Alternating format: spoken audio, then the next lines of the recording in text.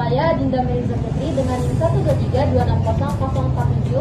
Saya Widya Devita dengan NIM 123260030.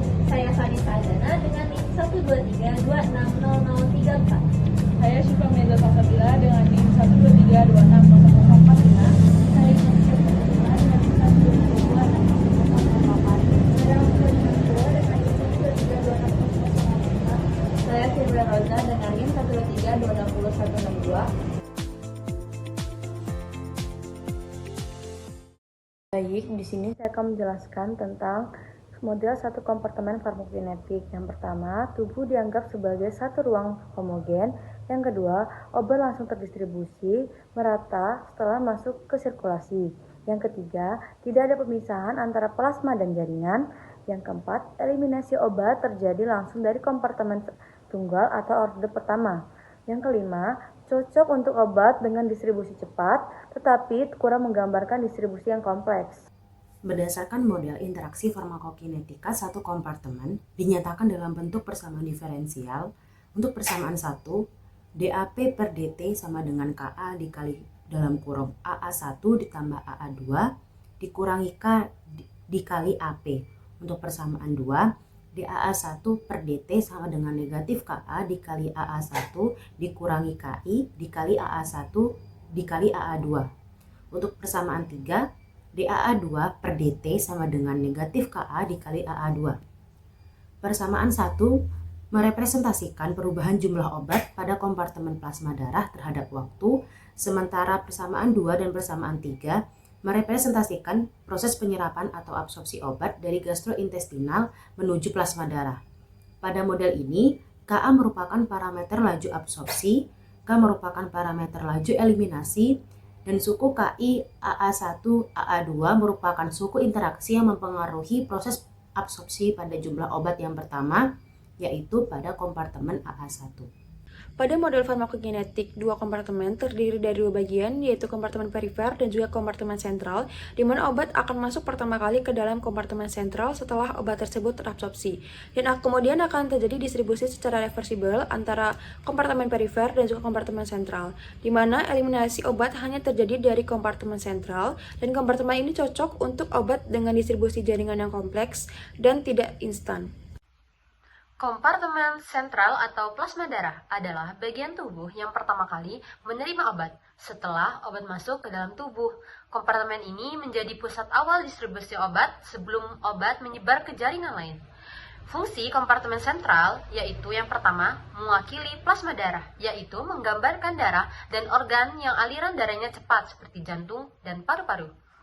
Yang kedua yaitu menerima obat hasil absorpsi dari saluran gastrointestinal, yaitu obat oral diserap di lambung atau usus lalu masuk ke aliran darah atau plasma. Yang ketiga, menjadi pusat distribusi obat ke jaringan. Dari plasma darah, obat akan tetap berada di darah atau berpindah ke jaringan perifer seperti otot, lemak, dan organ lainnya. Selanjutnya ada kompartemen perifer, di mana yang pertama itu mewakili jaringan di luar plasma darah, yang artinya dia itu bukan kompartemen sentral. Nah, contohnya itu ada otak, lemak, tulang, dan kulit. Selanjutnya ada perfusi lebih rendah dibandingkan plasma darah. Itu artinya aliran darah ke jaringan perifer itu lebih lambat. Jadi obat masuk dan keluarnya itu lebih pelan. Dan yang terakhir adalah menerima obat dari plasma. Rumus yang ada di sini menjelaskan hubungan antara jumlah obat di tiap kompartemen dalam model dua kompartemen. Persamaannya terdiri dari dua bagian.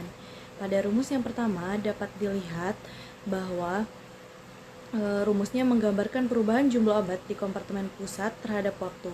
Nilainya dipengaruhi oleh penyerapan dari dua tempat absorpsi dan melalui konstanta laju KA, eliminasi obat dari pusat, serta perpindahan obat ke dan dari jaringan. Sedangkan pada rumus yang kedua menjelaskan perubahan jumlah obat di kompartemen jaringan. Jadi, obat yang berpindah dari pusat ke jaringan dengan laju K12 dan bisa kembali lagi ke jaringan pusat dengan laju K21. Secara keseluruhan, dua persamaan ini menggambarkan dinamika distribusi dan eliminasi obat dalam tubuh pada model farmakokinetik dua kompartemen. Kurva ini menggambarkan kondisi di mana obat dianggap langsung menyebar seketika ke seluruh bagian tubuh tepat setelah disuntikan. Karena proses distribusinya dianggap sangat cepat atau instan, kita hanya melihat satu fase penurunan saja, yaitu fase eliminasi. Grafik ini menunjukkan bagaimana konsentrasi obat dalam darah berkurang secara konsisten seiring berjalannya waktu, karena proses metabolisme dan ekskresi hingga obat habis dari tubuh. Kurva ini menunjukkan bahwa obat tidak langsung menyebar rata ke seluruh tubuh. Pada fase A atau distribusi, konsentrasi obat dalam darah turun sangat cepat karena obat sedang berpindah dari pembuluh darah ke jaringan atau organ tubuh.